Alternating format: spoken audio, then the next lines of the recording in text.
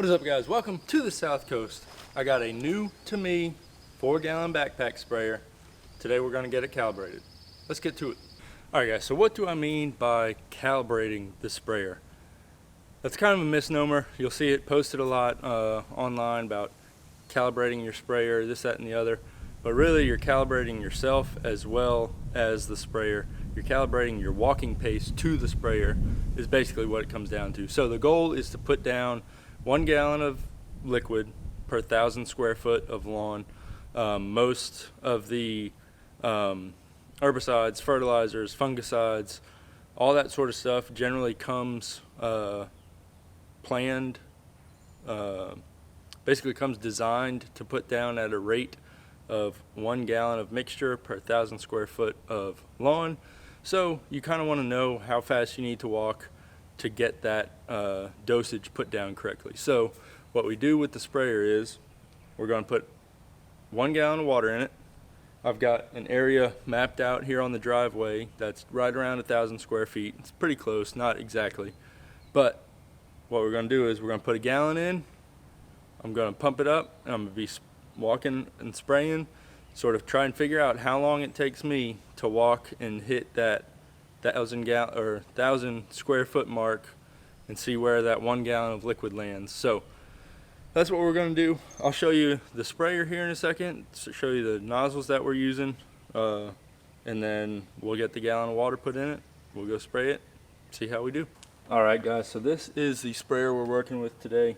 This is new to me. It's not a brand new sprayer. Fellow I work with is upgrading, or he has upgraded to a battery powered sprayer, so he was getting rid of this manual pump up sprayer, and it was a good deal, so I went ahead and jumped on it. But I really don't know much about this particular backpack sprayer. I know it's 4 gallons. It's got the hand pump, nice wand on it. So we'll see how it does. The one thing I did change, he had a T-Jet style nozzle on it, but I swapped it out for this. This is a XR T-Jet 11004 VS.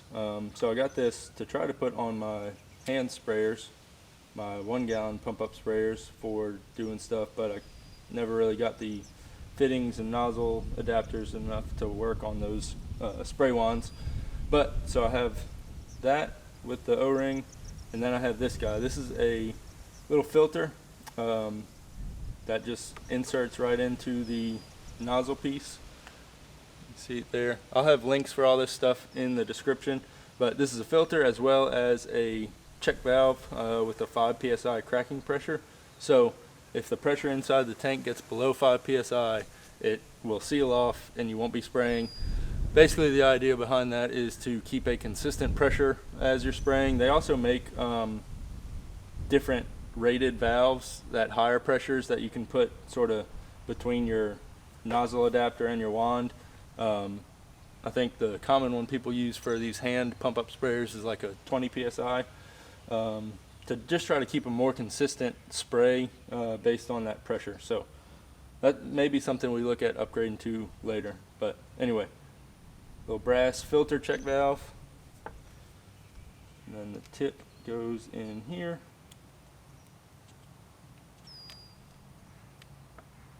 Make sure that O-ring goes in there. And we'll screw it on, make sure it's lined up before we start spraying. But we should be good to go there. We'll grab the hose, we'll get a gallon of water in this thing, and we'll get to spraying.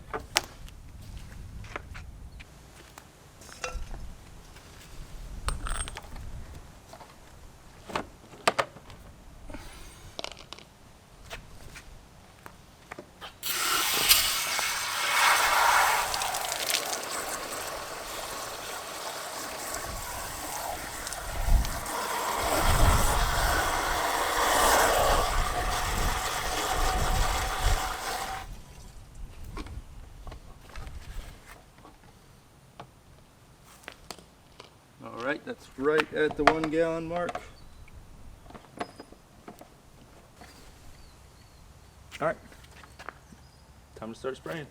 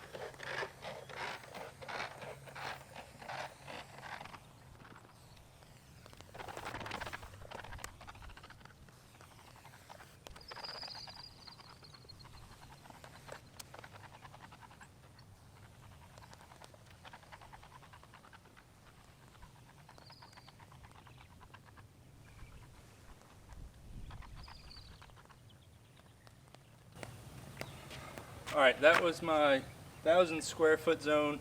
Let's take a look in the tank and see how much liquid we have left.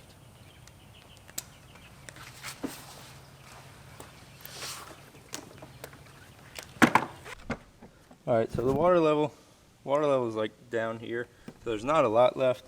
I figured I was going to be walking a little faster than I need to. Generally, I'm a fast walker, so that makes sense. So now I know I need to slow down my pace a little bit as I am spraying out whatever chemicals I'm using. I also think keeping a constant pressure in the tank is important. So the first couple passes I made, I think I let that pressure get down too low. I can sort of feel it as I'm pumping the arm on it. So that's something that I think my feel is going to have to just adjust on. But I think overall I was pretty close. I think combined with slowing down my pace a little bit and keeping a more constant pressure in the tank, I'll be there. I may try to get one of those constant pressure flow valves to put on here. Basically it would thread on this section and then this angled part would thread onto it. I'll look at getting one of those. I'll leave a link for those in the description as well. But everything seems to be working properly. I'm glad I picked this sprayer up. It was a good little deal. So appreciate that, Jack. Anyway, yeah. So far, so good. All right, guys. Well, that about wraps this one up. One thing I just thought of, I probably should have timed it when I was making my 1,000 square foot. So I'm probably going to go ahead and do that now. Not going to video it. But if you have a time set, if you have an idea of the time that it takes you to walk that 1,000 square foot when you're doing your calibration, you will be able to start a timer when you're actually spraying your grass and sort of know where you're at on your pace. Another important thing to do is map the lawn that you're actually going to be spraying on. Figure out how many square feet it is so you know how much chemical you need and how fast you need to walk. So those are two important notes. I didn't mention that earlier, but time yourself when you're doing your calibration spray and know how many square feet you're spraying of lawn. Those are two keys. I'll help you get the good results you need. So I think that's about it. Like I said, I'll have links for in the description for the little piece parts that I added to this sprayer, as well as that constant flow pressure valve. Some of those links are going to be Amazon links. Those are affiliate links. They give me and the channel a little bit of a kickback, and it's the same price for you, so appreciate y'all using those links. That's a way you can support the channel. I think that's about it. If you got any comments for me, any tips, tricks, anything like that for me on using a sprayer on a lawn, please drop them down in the comment section. This is the first sort of backpack sprayer I've gotten. I would like to get a battery powered sprayer in the future, but this was just a deal that was too good for me to pass up, so I went ahead and jumped on it. So if you're using a battery powered sprayer, let me know what you're using. I've got DeWalt batteries and Milwaukee batteries already for my power tools. So I've looked at those options. And I'm also looking at the flow zone options. So if you got any recommendations, go ahead and drop those down in the comment section. That would be much appreciated. Hit that thumbs up if you like this video. Click subscribe if you haven't already. Follow along for more. As always, guys, I hope y'all have a good one. We'll catch you next time down here on the South Coast.